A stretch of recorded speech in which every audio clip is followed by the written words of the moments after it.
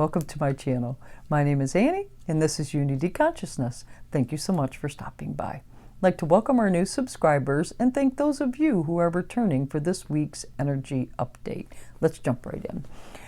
Earlier this morning, Mercury entered the sign of Aries, and then shortly thereafter we experienced a new moon in the sign of Pisces. We did discuss this energy a little bit last week, but I'd like to expand on it.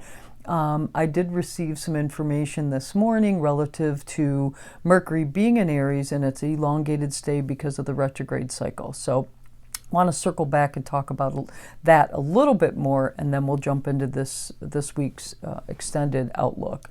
So with this new moon today, it really feels like a closeout energy to me.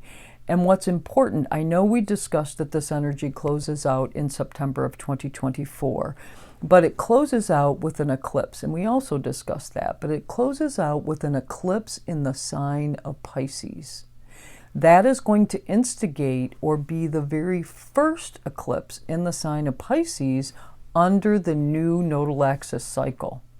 So the nodes of fate currently sitting, north node of Aries, south node of Libra, are going to shift in January of 2025. So the intention that we set today for this new moon in Pisces is going to close out in next September 17th of 2024, but it's instigating or initiating that new nodal axis cycle that is going to be sitting on the service health axis of Virgo Pisces. So I wanted to share that information with you as well. With Mercury stepping into the sign of Aries, we spoke about that. Mercury in the sign of Aries is very, it's the spark of inspiration, it's unbridled. You know, sometimes people speak before they think. That could be a Mercury and Aries theme. But the message I got this morning has to do with more than that. It has to do with this Mercury retrograde cycle. So next week, not this week, but a week from, we will have Mercury entering shadow in the sign of Aries. Now, Mercury in the sign of Aries is all about the I am, understanding the I am, rooting yourself in the I am, not, again, understanding I am as being rooted in yourself, which versus being so self-centered that everything has to be about you all the time. Okay, so this Mercury in retrograde, Mercury had that conversation with Pluto back in February, where Pluto introduced and said, have a seat. We're going to be discussing facades. We're going to make sure that manipulation through thoughts and communications are no longer supported. It's no longer something that we need to produce in our sphere, because we can be confident in who we are. No more manipulation, no more facades. Well, guess what? As with Mercury moving into the sign of Aries, today Mercury is going to sextile Pluto.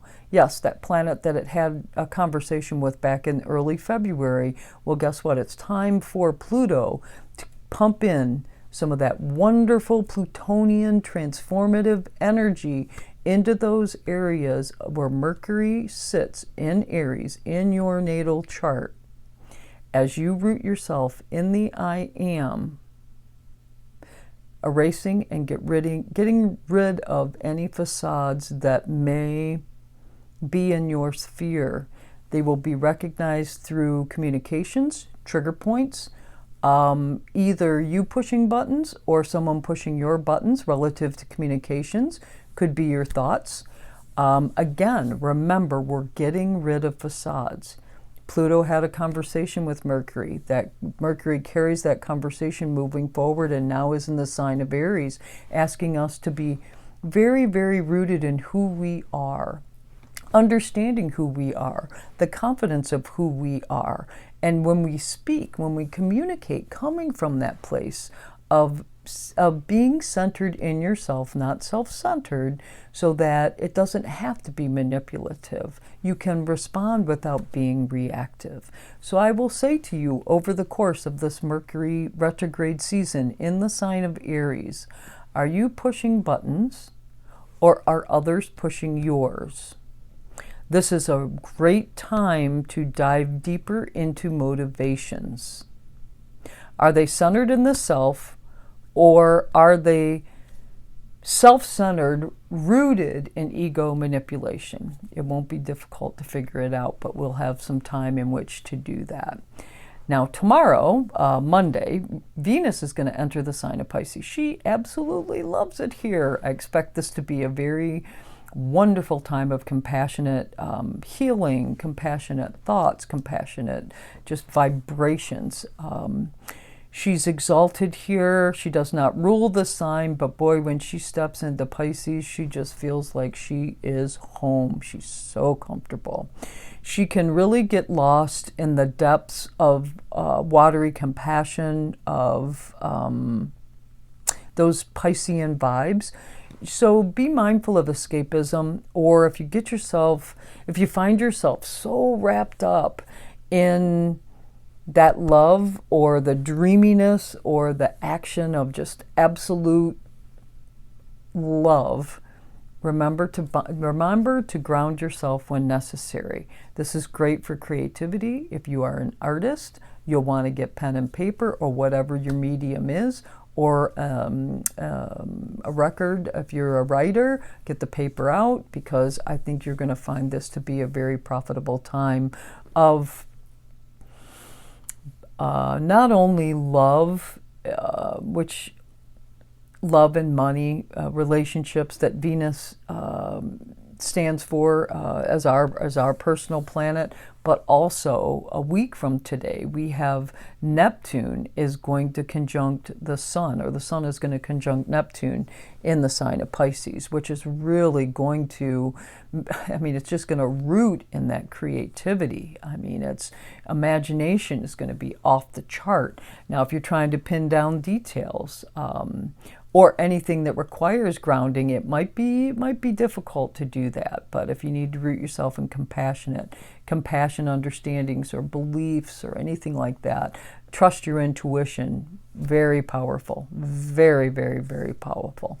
I would just, again, be mindful, especially if you find yourself getting lost in love. When Venus enters Pisces, she is all about the love. But there might be times when just don't lose yourself in it. That's all. I guess that's what I want to say. Just don't lose yourself in it. Well, that's all I have for you this week. Like I said, next week, a week from today, we're going to have the Sun conjuncting Neptune. So might be a little bit of a foggy day if you're looking for stone secure answers, things solid feedback. I don't think it's going to happen much. And happy St. Patrick's Day as well next Sunday. I decided to use the Light Seers Tarot deck because it is a new moon in Pisces, and this deck reminds me of all that intuition and compassion. The card that jumped out is the Queen of Wands. Let's see what the book has to say.